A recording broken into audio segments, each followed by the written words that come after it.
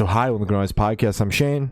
I'm Glory. And we're here with Bryson from Topiary Creatures. and we're asking some questions today about their new album, the Metaphysical Tech Support Hotline. So congrats on that, by the way. How do you feel about the response to the album so far?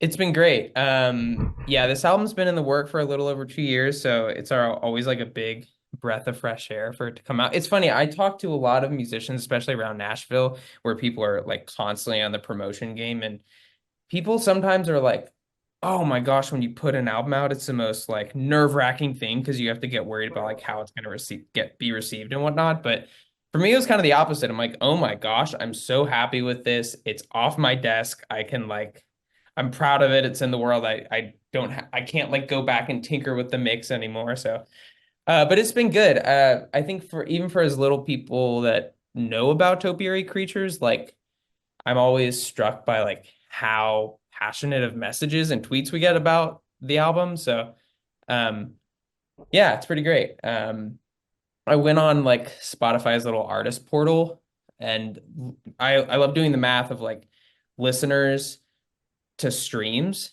and I think it's like the numbers added up to where like the average listener, at least for this last month, like listens to 6 Topiary Creatures songs. So Nice. It's like, sure, it might not be like blowing up on any Spotify editorial playlist, but for every one person that listens to a single, someone else is listening to the whole album. So I think that personally, that makes me super happy because that's how we wrote it, to be like consumed as a whole thing. So it's been good. It's a long-winded answer, but Yeah. great. Hell yeah. We've, obviously we've been following you guys for a long time. It's been cool to see the small but mighty fan base grow because I mean we've been chatting with you since the first record came out when it was just you and you were doing it all yourself and all that shit. So it's been cool to see it grow. Album is fantastic as always. Very, very good. Very stoked about it. Happy to be here catching up with you and still chatting away. It's been a minute. It has. Yeah, no, y'all are the sweetest for finding the music early and still gassing it up to this day. Hell yeah, that's what we do. Hell yeah. Damn right. So is there any meaning behind the album title or cover art? Yes, plenty. You know what? I'm actually going to take this off because I thought I could do it, and I'm like running out of breath. That was a good 5 minutes. It was good while it lasted.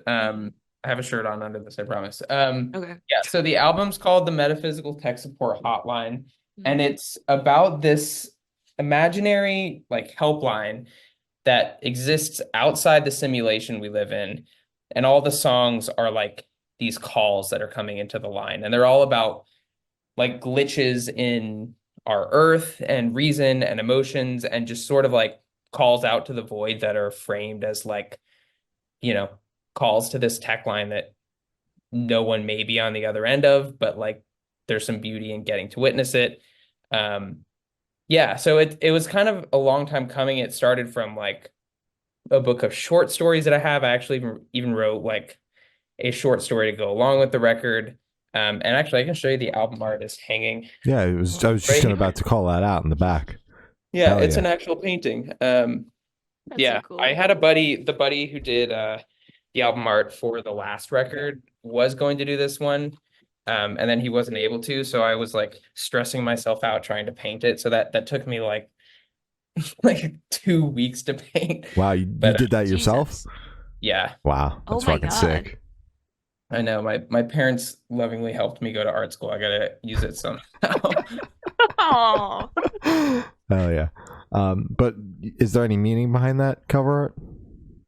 Oh, the cover art? Yeah, the cover art's slightly more abstract than the title and the concept, but I wanted to create a picture of somewhere that felt like otherworldly, but there was still like, I mentioned it being like a tech support hotline. So in the album cover, there's like a bunch of desks with these computers and books, and it looks like an office where people are working, but you kind of get the sense that all these creatures, like even if you could talk to them, they wouldn't like know how the hell to communicate with you. Like there's remnants of like, this is like a workplace. This is like somewhere you'd come for help or information, but everything else in it is like so otherworldly that it's like to the point of absurdity, which I felt like kind of, that was like the emotion that I wanted to to convey with it to match the title. So yeah, I guess it's like sort of a literal interpretation of the album art, but yeah.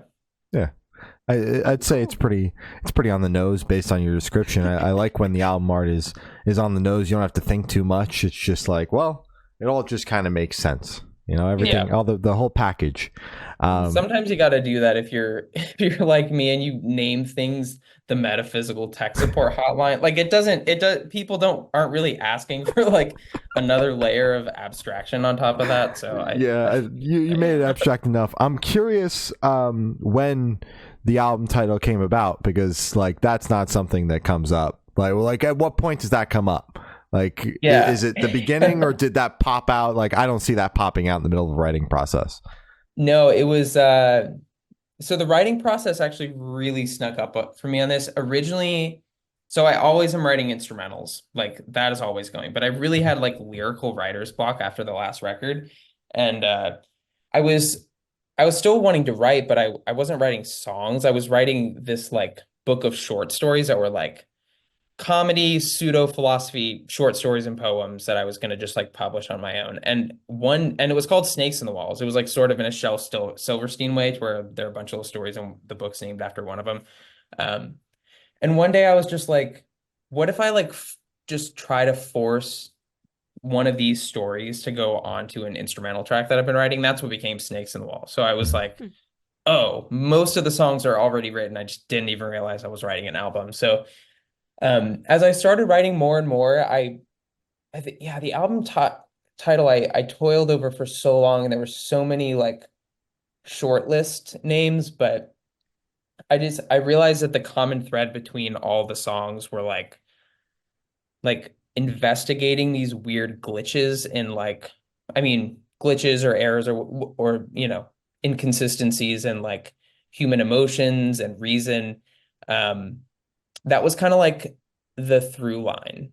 And I wanted to make it still feel absurd and otherworldly. So, yeah, it definitely didn't pop into my head. I did what I did for work when I'm writing headlines. I'm like, I opened a Google document and I just wrote like over 100 names until one of them was like, oh, wait, Metaphysical Tech Support Hotline. That's what I'm trying to say. So, yeah, it didn't just like casually pop up in conversation.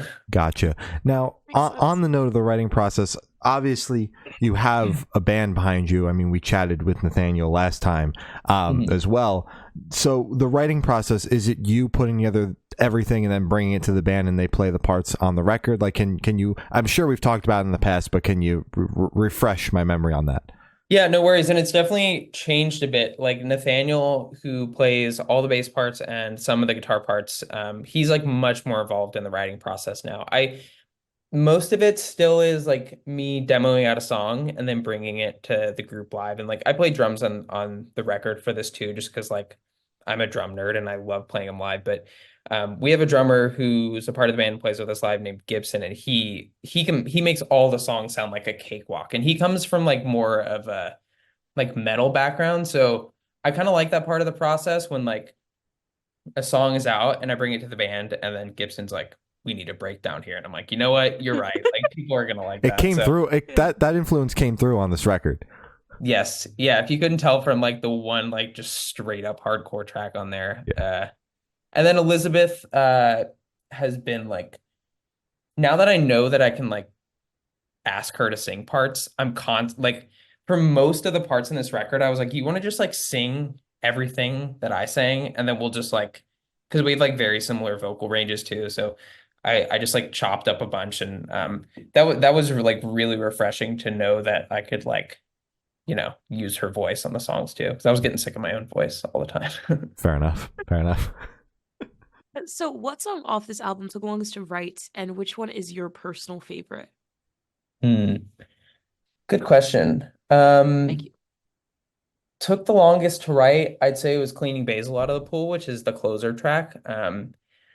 Partially because I think I was so specific about how the production needed to add to the meaning of the song. So that song is about like the frustration of how like our minds will just like discard memories and nostalgic things that we cherish, like without giving us any warning. Like I'm sure like you've had the experience of like you hear a name of someone that you were like best pals with for like a short season in like elementary school or something, and you go like, holy shit, like I forgot about that person. Hmm. Like Yeah. there's something that feels like sinister and like wrong about that. And I the song was about like that feeling. So I wanted the production to be like all these sounds from our past, like swirling around and like making up the beat. But at first it was like I threw some samples in there and I'm like, everyone does that. It's not enough. So like the intro, I downloaded samples from like all these like childhood nostalgic things and like literally made a drum machine out of it. So that took like a really long time. And also that song took a long time because the outro, like as soon as I knew it was a like sort of concept record about like this tech support line, I was like, I know all the voices are going to need to come like as a medley at the end.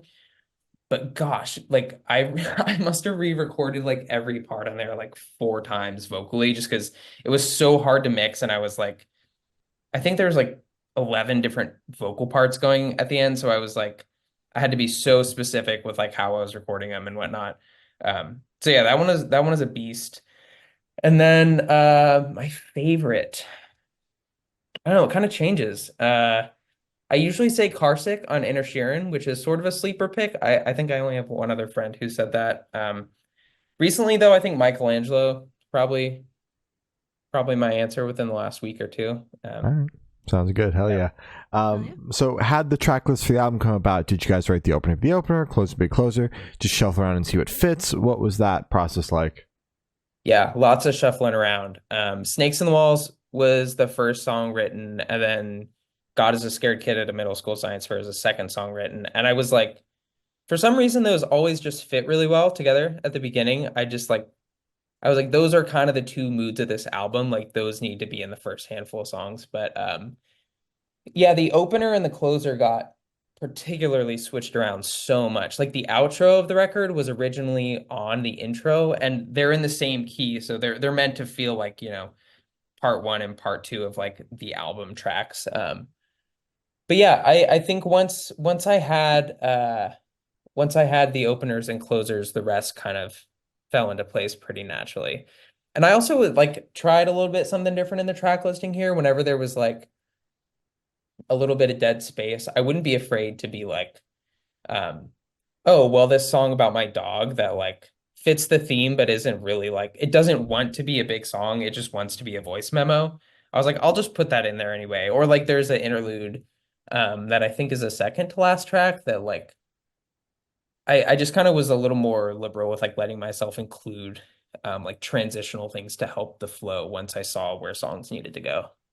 Gotcha. Hell yeah. So you mentioned that the opener and closer are in the same key and basically kind of like sibling songs. Was that intentional while writing it, or was that just kind of like a happy accident?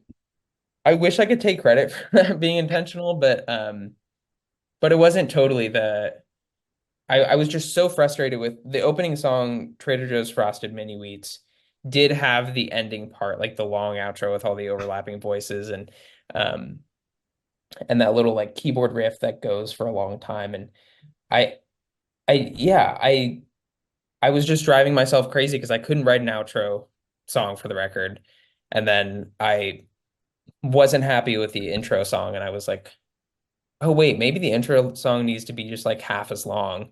And then I found out that that piano riff was in the same key as the guitar thing for cleaning bass a lot of the point. It was just like as soon as I stepped back and like looked at all the pieces, I was like, oh, that's pretty clear. I just need to shuffle things around. But Oh, yeah, took me a second for the the wires to click there. Yeah. that's cool as hell, though. And shout out to the song titles. They're fucking awesome. They're so I'm funny. giggling hearing it. Yeah. Every single time you named one off, Glory was over there fucking giggling away. I'm like, these song titles are great.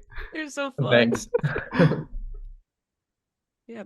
So would you be able to tell us where your headspace is at while you're creating this record? Yeah. Let's see, where's my headspace at? Honestly, like way more content than the last two records. Yeah, it's funny. I think especially in like punk and emo music, there's like this notion that you have to like be miserable to like be writing your best stuff. And I think some good arts come out of that for me, but um being in like a more stable place emotionally and like financially and like where I live, like actually helped me like revisit some things from the past that were like, like I talk a lot about religion and on this record. And I think when I've written about that in the past, it's been like so visceral, like, oh, I'm mad that this happened, blah, blah, blah. But I felt like on this record, there's been enough space from it to where I'm like, oh, I'm healthy now. I can think about this with like a fresh, calm perspective and have something like trenchant and interesting to say as opposed to just like, ah, I'm emotional. I need to like make a sound about it. So, Yeah. yeah, and that kind of took me by surprise too, because I like haven't been in like as like stable and happy of a place in like so many years. So, yeah, it took me by surprise that like a lot of good art and just like thoughts came out of it. So, Oh yeah. yeah.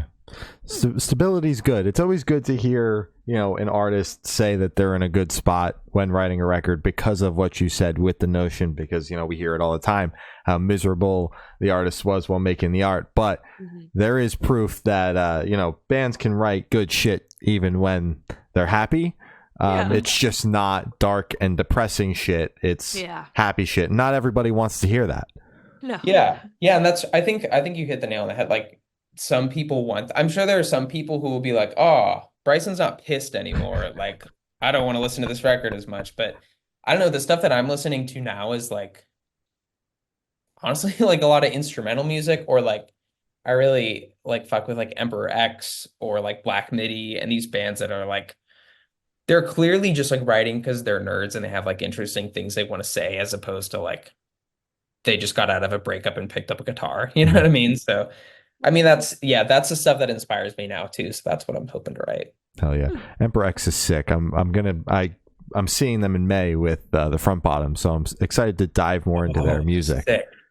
Yeah, he's an interesting dude. I saw him open up for the Hotel Year when they did their 10th anniversary tour here, and yeah, you're in for a treat if it was anything like our show. I'm seeing him again in April too, but yeah, he's just like, yeah, he's a really inspiring writer. He was like a high school something teacher, and he lives in Berlin, but he's from Florida, and I think he like is maybe legally blind, and like he's just such like an interesting dude. Like I don't know, I don't think you can write such crazy songs unless you have like the specific kind of life that dude has. So yeah, big fan. I could write about him forever. Hell yeah. So how do you recommend your fans to listen to this album for the first time? Should do it in the car with friends and dark with headphones on? Is workout album, party album? What do you personally recommend?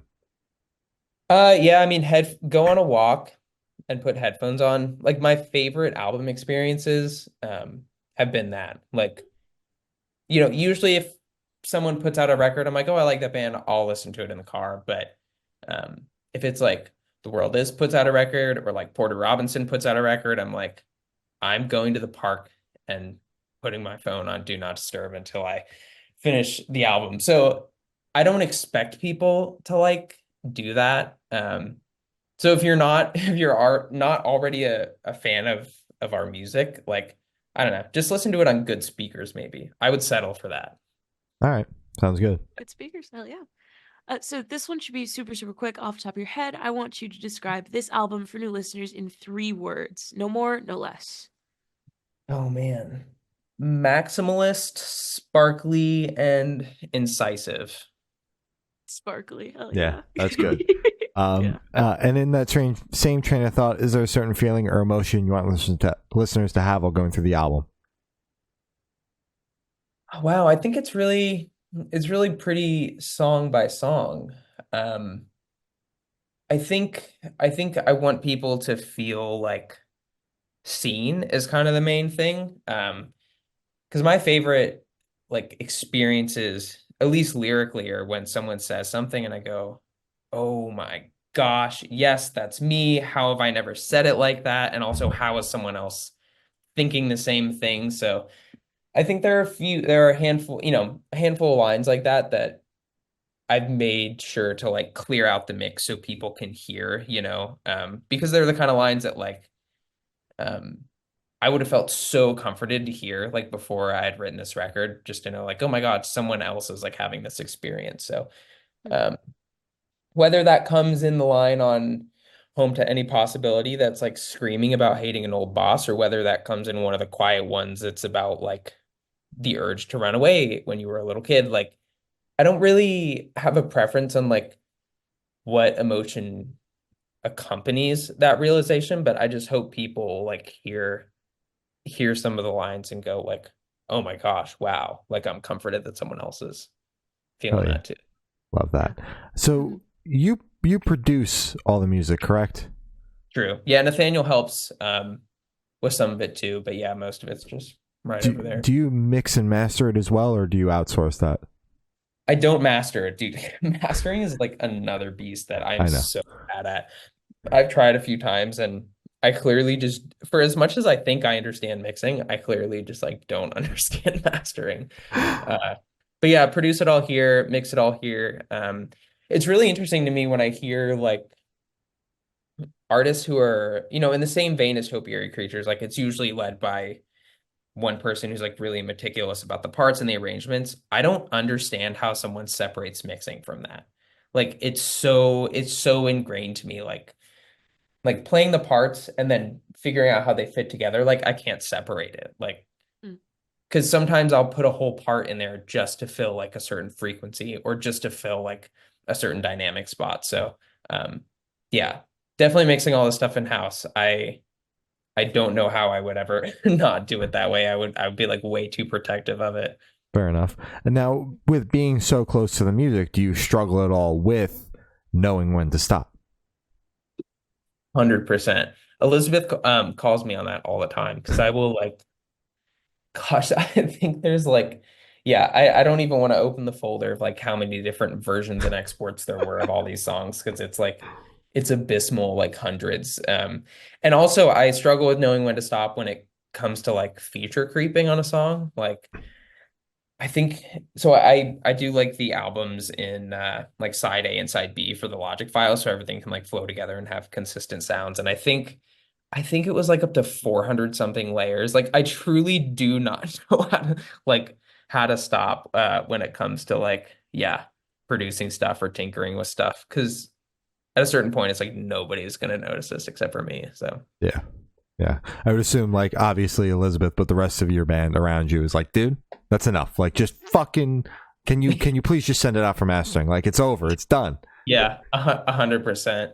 And I think they help me a lot live too, because I can definitely like be an obsessive like little hermit producing in here. But when band practice comes around, it's like, oh, that's right. It's so fun to like feel these songs and play them live with everyone. And we can picture our friends in the crowd, and they're not going to care that that chord phrasing is not the exact same as I played it on the record. So, Yeah. um, yeah, they definitely help me loosen up and help me not be so precious with the songs too. It's almost like the live show is taken like a separate life apart from the albums, which I kind of like too. Like, give someone a little bonus if they come see us at a show. Hell yeah. For sure. Hmm. So, are you able to touch on any particularly challenging or standout moments from the creation of this album, positive or negative? Standout moments.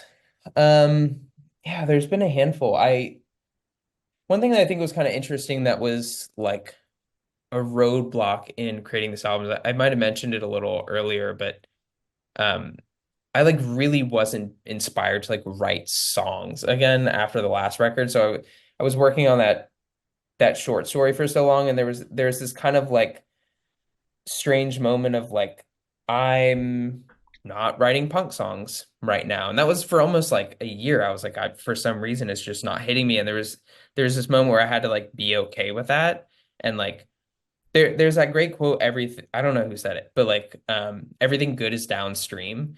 Like, I think I was holding on to like, oh, I have to like be writing this certain kind of thing because that's like going to be well received, or that's what, I have identity in. And as soon as I like let go of that and like floated downstream, so to speak, and let myself get way into writing, this silly little short story book that I was working on, I is when I like wrote my best stuff and realized that I was actually like writing songs all along. So I think there was like a little fear of the unknown and a little imposter syndrome when that was happening.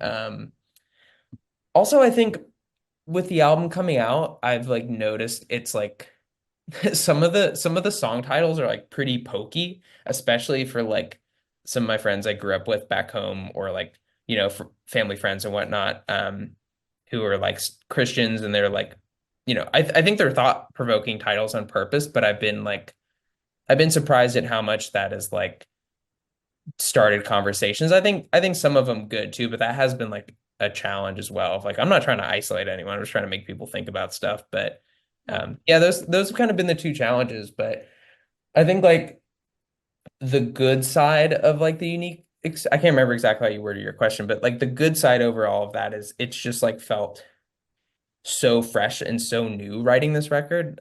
It's kind of made me fall in love with like yeah, just like producing and playing music all over again, because being in bands for like, I don't know, over a decade, it can kind of feel like you're going through the motions again. So for as different and confusing and hard and tantric at times it was writing this record, it's like stoked the love for composing for me even more.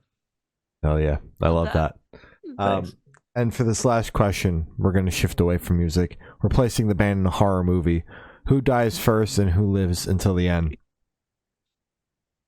Oh no.